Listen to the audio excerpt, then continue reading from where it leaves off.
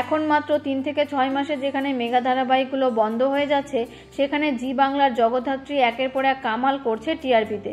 নতুন মেগা আসলেও তাদের সঙ্গে জোর টক্কর দিচ্ছে মুখার্জি পরিবার।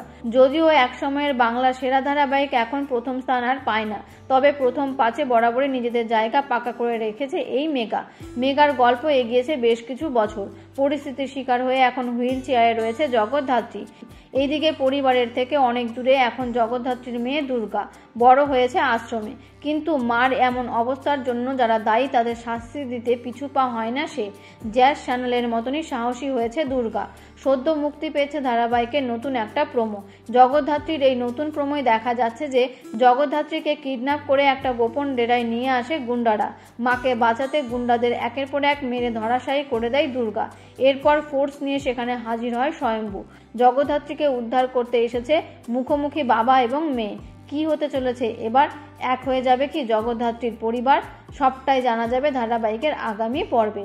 তো বন্ধুরা, বিনোদন জগতের এমন নিত্য নতুন আপডেট পেতে চ্যানেলটিকে অবশ্যই সাবস্ক্রাইব করবেন। ধন্যবাদ।